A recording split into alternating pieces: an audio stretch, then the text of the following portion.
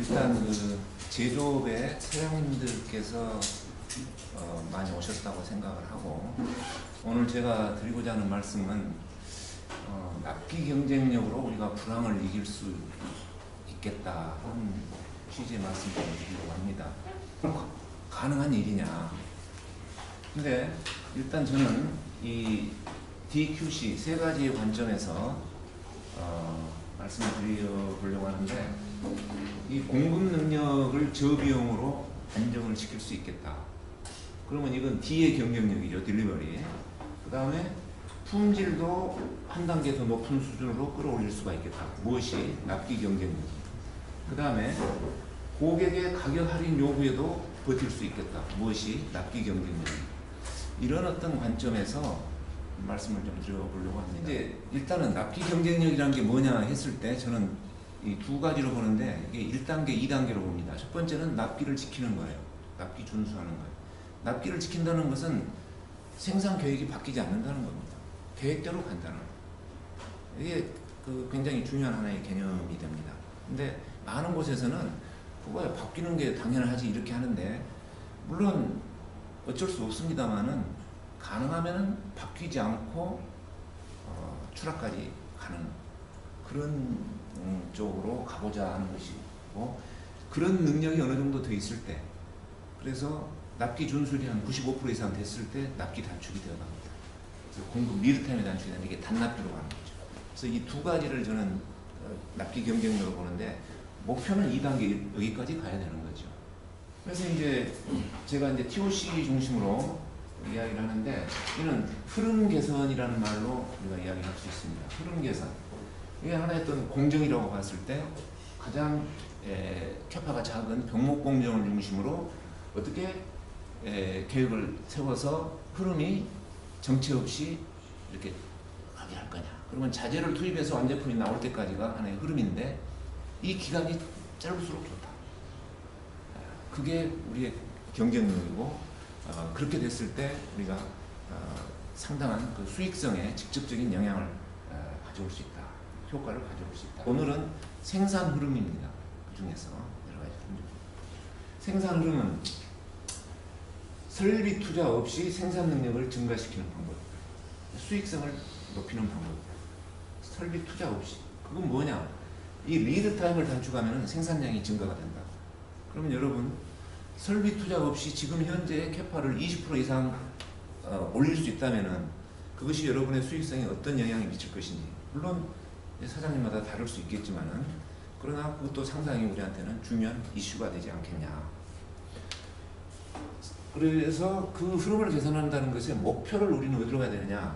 이 납기 경쟁력 강화로 가야 되는데, 납기 경쟁력, 아까 제가 그게 수익성 향상에 직접 영향이 될 수가 있다.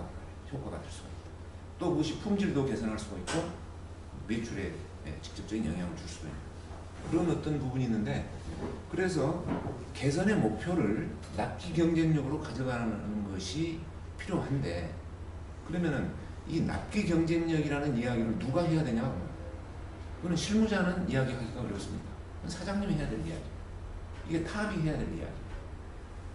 다만 그 경쟁력이 어떻게 해서 실제 구현이 되느냐, 실무자들이 납기 경쟁력에 맞춰서 일을 하게 하느냐, 이제 그게 중요한 부분인데, 이제 제가 오늘 말씀드리고 싶은 것은 사장님께서 납기 경쟁력에 대한 인식을 어떻게 가지고 있느냐가 굉장히 중요하다, 그런 이야기입니다. 그 인식을 가지고 있을 때에 현장이 개선이 되고 효과를 보는 그 속도하고 그렇지 않은 것은 상당히 다르다. 그런 관점에서 제가 한번 말씀을 드려보려고 합니다. 그래서 전통적인 방법은 되게 어떻게 하느냐, 바텀업.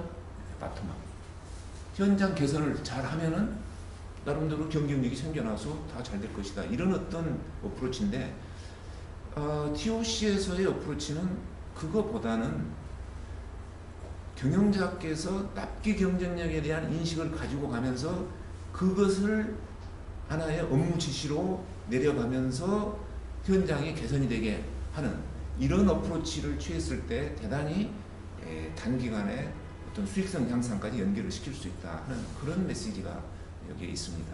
그래서 제가 이 목표를 여기에 둔다, 그 이야기는 제가 사장님께 드리고 싶은 이야기입니다.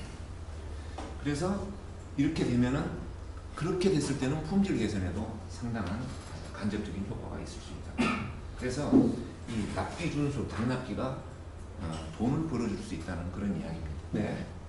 단납기가 돈을 벌어준다.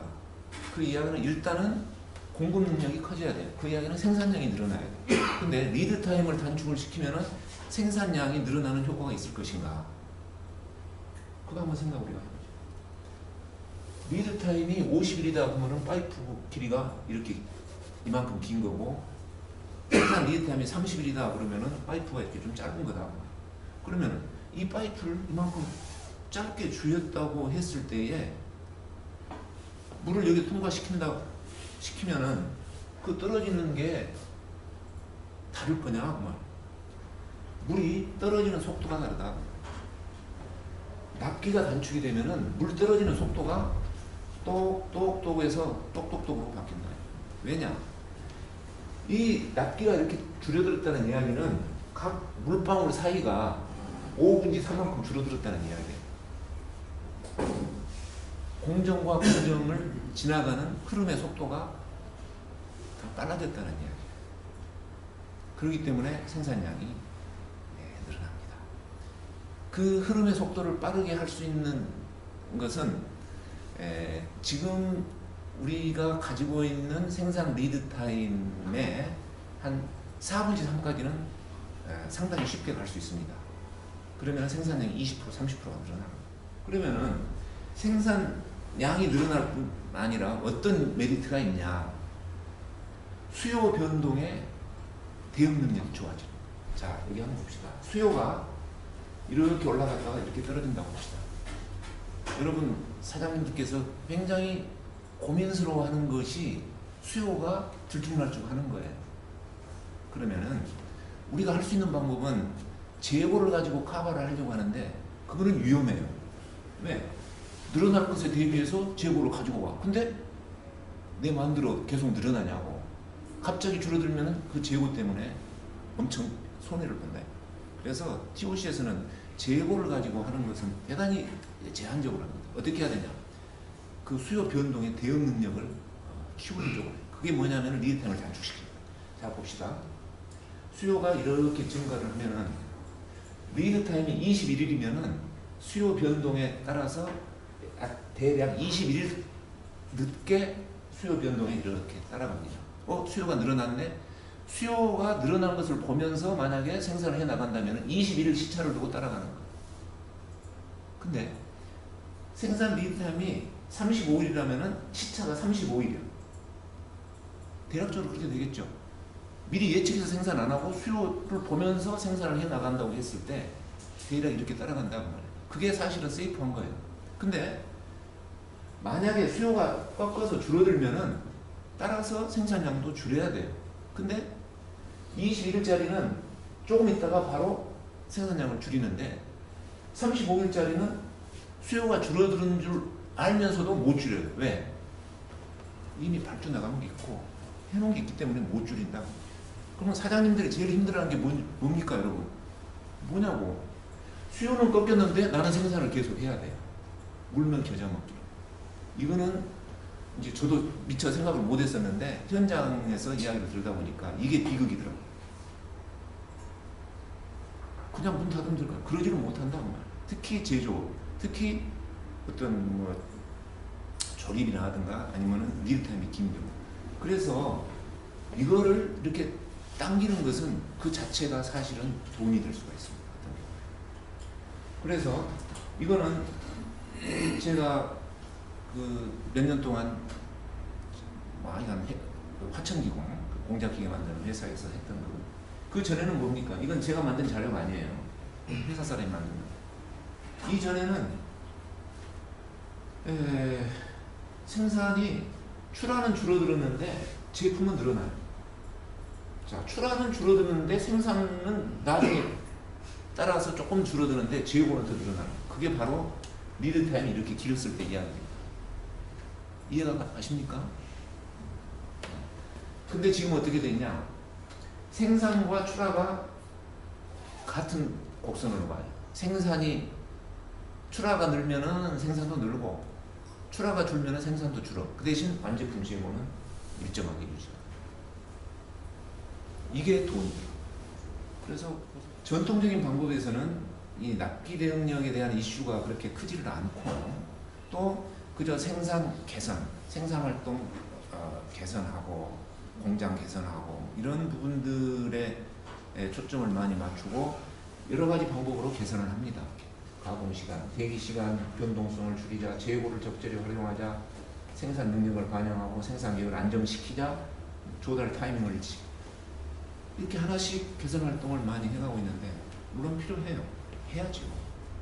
그런데 이것이 돈으로 연결이 되냐 그 말이에요. 개선 활동을 하나를 했을 때 그것이 돈이라는 건 뭡니까? 재고가 완제품 재고가 줄어들고 공정 재고가 줄어들고 또 아까처럼 이런 일이 없어져야 되는데 여기에서 크게 당해버릴 수도 있다.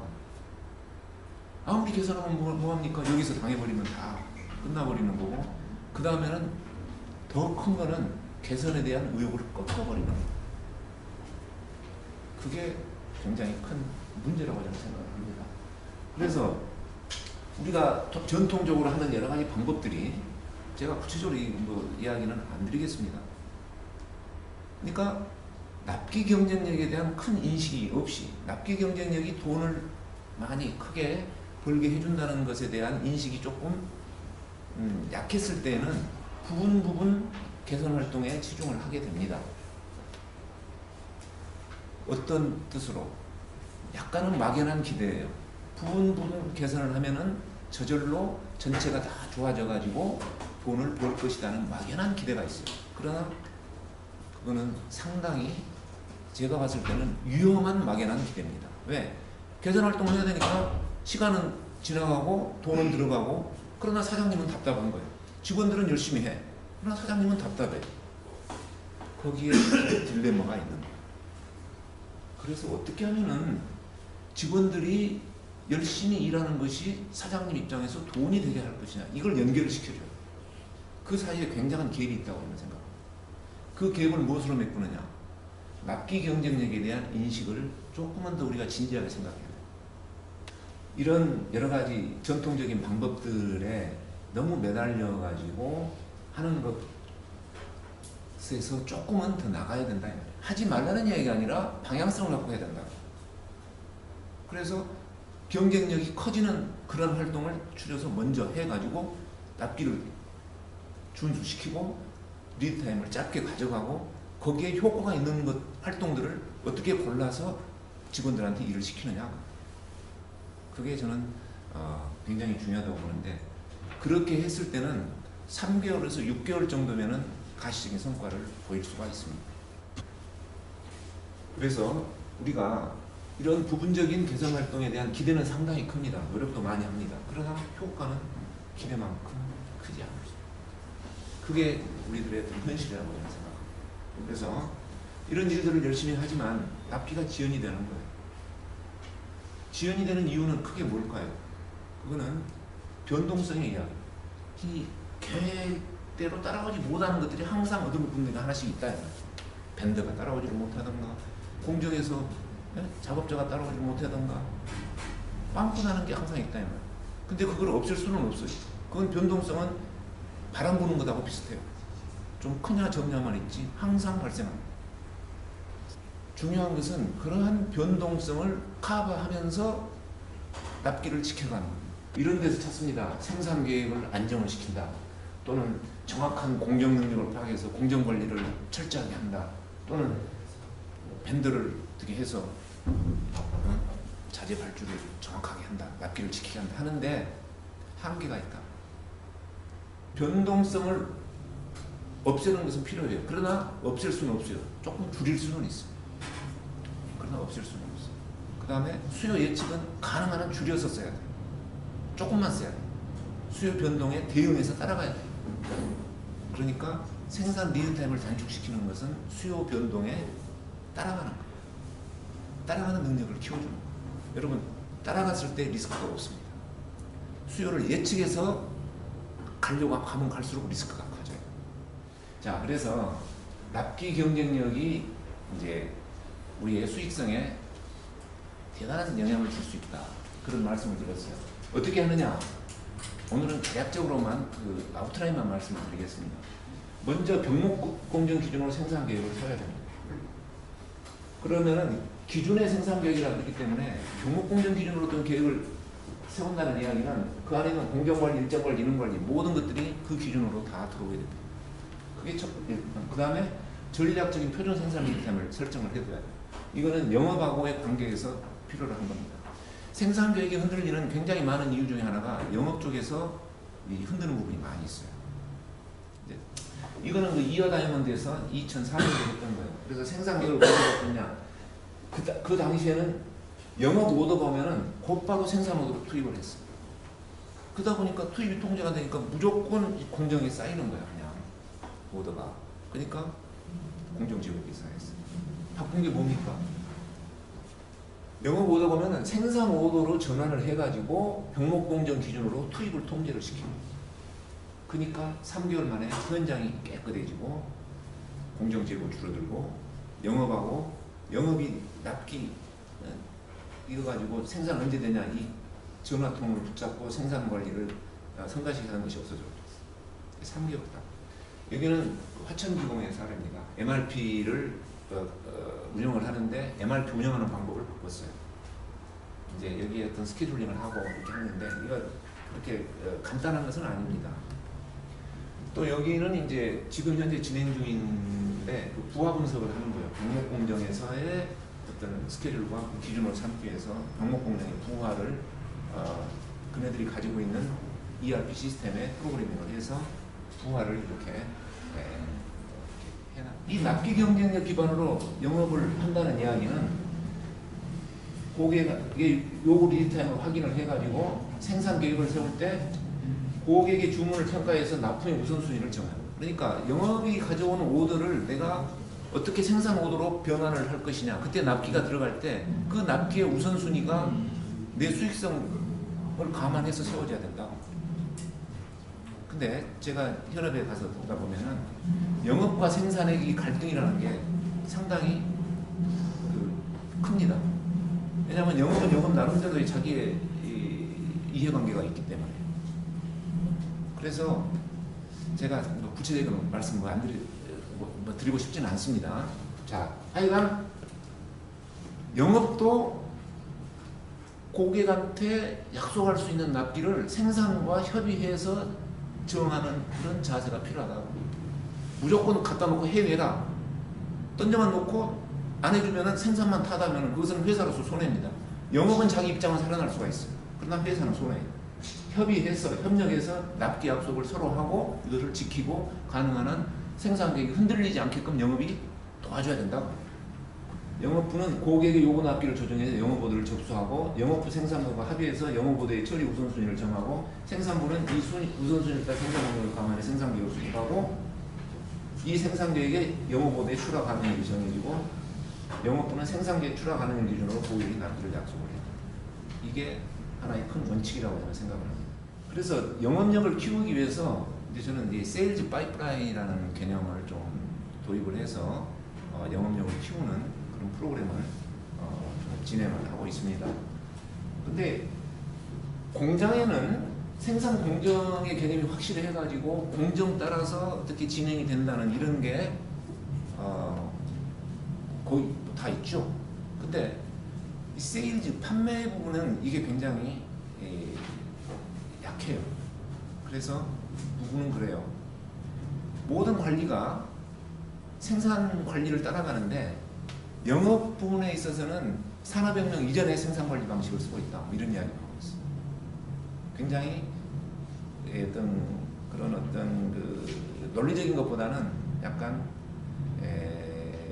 세일즈맨의 어떤 능력이라든가 감성 타치라든가 예를 들어서 또 어떤 그 예술이다. 이거는 여러 가지 줘야 되는 이런 것에 너무 치중하고 있단 말이에요. 물론 그것이 없다는 건 아니지만은 너무 거기에 의존을 해서 이렇게 하기 때문에 사장님이 영업사원을 터치할 수가 없어요. 왜? 영업사원 한 사람 한 사람을 어떤 개별적인 에이전트로 생각을 하면서 이 영업을 해 나가는 것이 지금의 어떤 형국인 것 같아요.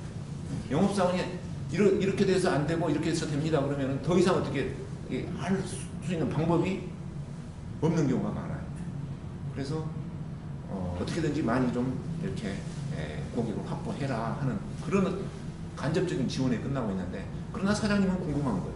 도대체 지금 어떤 상담이 이루어지고 있고 그 상담의 어떤 내용이 어떤 것인지 궁금해. 그래서 그걸 좀 보고해달라 그러면은 보고하는 패턴이 굉장히 비슷비슷해요.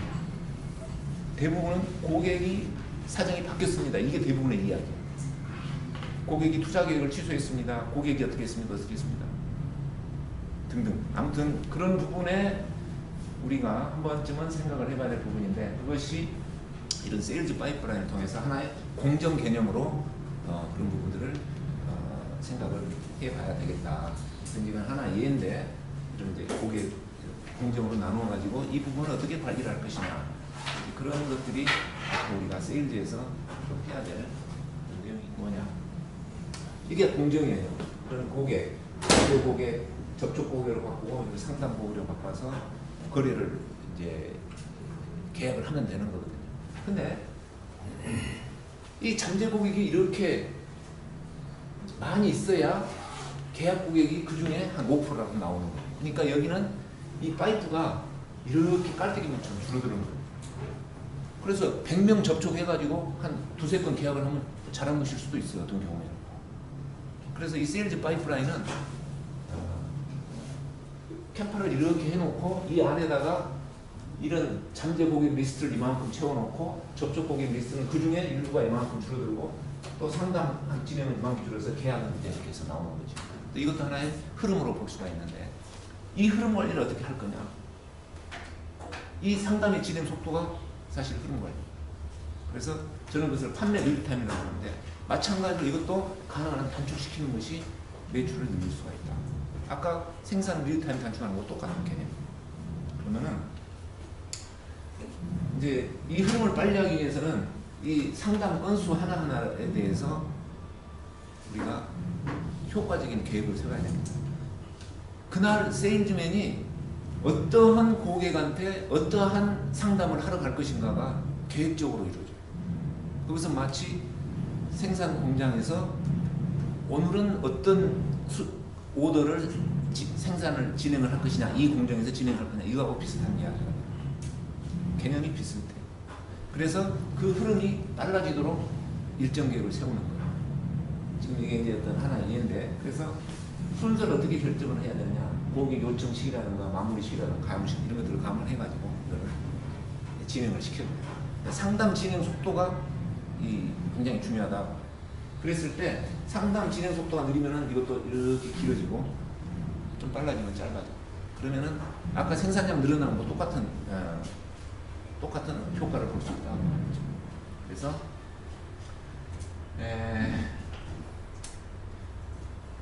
결국 영업과 생산을 하나로의 프로세스로 묶어낼 수가 있습니다. 영업에서 받아오는 이런 상담 어떤 진행의 과정. 그래서 주문을 받아오면 이걸 또 진행을 해서 출하해서 납품하는 거예요. 그래서 이 전체의 과정들을 하나의 흐름으로 보면서 이 흐름에 원활하게 진행이 되도록 관리를 해준다면은 생산해서 판매되고 거기에서 어떤 나오는 매출이 커질 수 있고 수익성이 크게 늘어날 수 있다. 그래서 단순하게 어떤 납기 조금 단축시키는 것이 그렇게 큰 돈이 되랴 하지만 이 전체의 프로세스의 기간이 짧아지면 짧아질수록 그대로 매출의 증가로 늘어나는 그런 효과가 있다. 그런 말씀을 드리고 싶습니다. 시간이 있어 여기까지 하고 궁금한 게 있으시면 또 기회 되는 대로 말씀 나누면 되겠습니다. 감사합니다.